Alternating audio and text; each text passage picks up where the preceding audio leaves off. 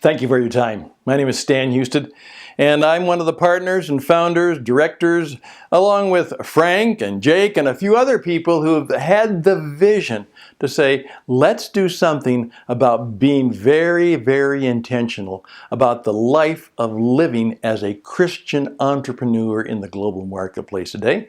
And so recently we founded an organization that is simply called the Christian Entrepreneur Network. And it will be a network not only of people around the world, but of media outlets that complement that and literally bring services to people all around the world. The Christian Entrepreneur Network will be doing a daily radio program on the internet. We will be doing a variety of videos. We will be doing television shows. And at the same time, we'll be providing a number of things on our web stage for you to take advantage of so that you can better live your life as a Christian. And to do it well, and to do it in such a way that your business will go and grow, be fruitful and prosperous, and do good things for not only your family and the people you love, but for the people you serve. Now that's important. When you decide to do a new business, and I've been teaching this for many years as a business performance coach, the vision thing, the mission thing, all of that traditional stuff, that's kind of old-fashioned. Let's begin to be even more old-fashioned. Let's go back to what life is really about. And I tell people, when you start an organization, tell me what you believe. What's deep inside of you that is guiding you, guarding you, keeping you in place so that I know that when I do business with you, I'm dealing with a man or a woman in a business that actually believes in something, besides just making the almighty dollar and making things work their way. What else guides and directs you? And so I took that challenge very seriously, and this is just for conversation because I want to hear from you. I put together 7 ideas that we call the 7 founding principles of the Christian Entrepreneur Network.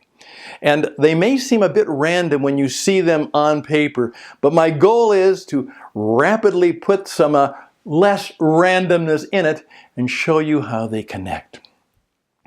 First, number 1, the first principle is this: we are hardwired to service others. Remember a guy named Bob Dylan sang many years ago, "You've got to serve somebody." Now, he may have moved into different places, but that was very vital and very important. The purpose of our service is to serve others. It's not to make money. It's not to do all kinds of other good things, which are a part of doing business. But first of all, and most vitally, we're here to serve others. And the reason a lot of businesses don't make any money and they don't do well is they never figured out principle 1. They had great ideas and great things, but they never figured out who are they called to serve. Who is the customer, the client that they are going to bring value to? And more than value, bring wonderful experiences to, be able to help in unique and powerful ways. We are called to serve. Number 2, we're more than that. And where did that idea come from? Well, a famous philosopher a number of years ago simply said this: we are not human beings having a spiritual experience. We are spiritual beings having a human experience. Now you see where we can say number 1? Because we are in relationship to the living God of the universe. We are spiritual first. And that material, economic, business stuff is things that are on the outside. Vital, of course. That's how we live our lives in this world. But forget that ultimately we are spiritual beings. Will guide, guard, and direct us in all we do. And if we get off track, we will be in trouble. Number 3, because we are spiritual beings, we are made in the image of God. And I love in Genesis it says, in the beginning, God created. God is a creator. That's the work He does. That's the work that is all about us. We are called to be creators, not just doers, not just movers, not just messengers, not just people who show up and do the job. We are made for creation. And the thing that makes many of us entrepreneurs is we want to create new things and create new ideas and new ways of doing things. We're creators. Now, do you see how that flows? We're called to serve because we are spiritual beings. Because we're spiritual beings, we're called to imitate God's creation. And God is about faith. So principle number 4 is powerful. We are called to take risks.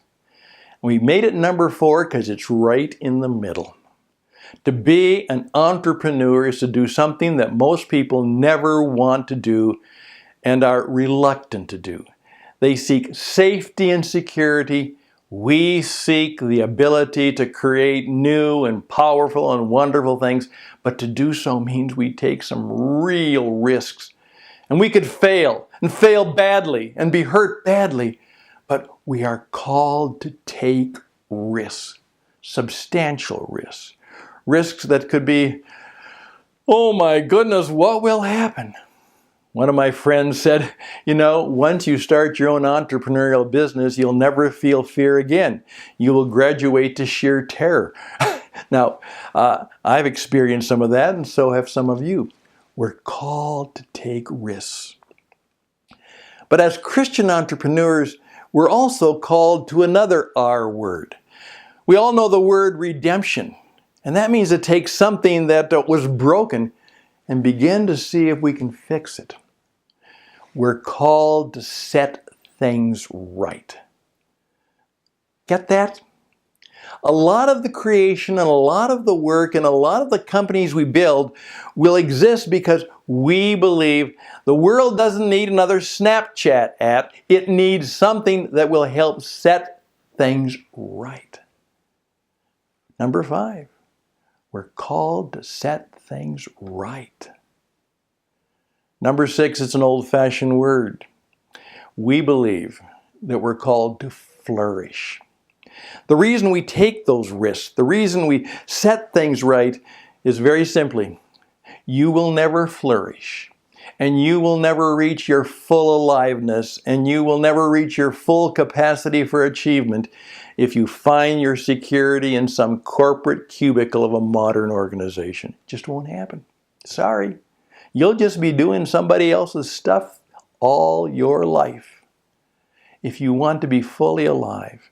And I love that expression. It was oftentimes said of the early desert fathers in the 2nd, 3rd, and 4th century. They went into the desert to find Jesus and become fully alive.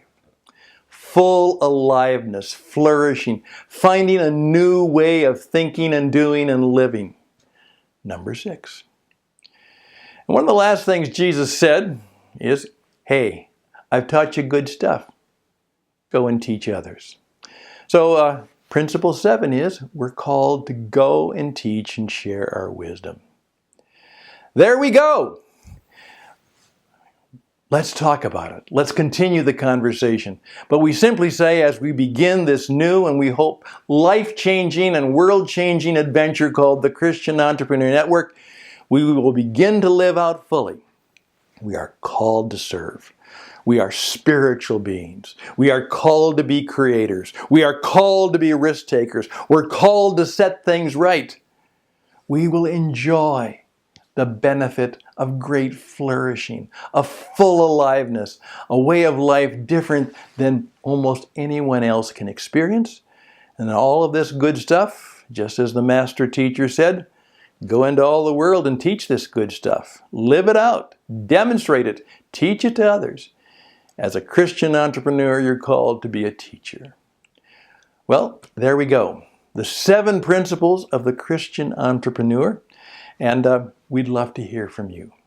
All the best and blessings, and we're going to hope that you will join us in this adventure, this venture together. I'm Stan Houston. All the best and blessings to you. Till next time, bye for now.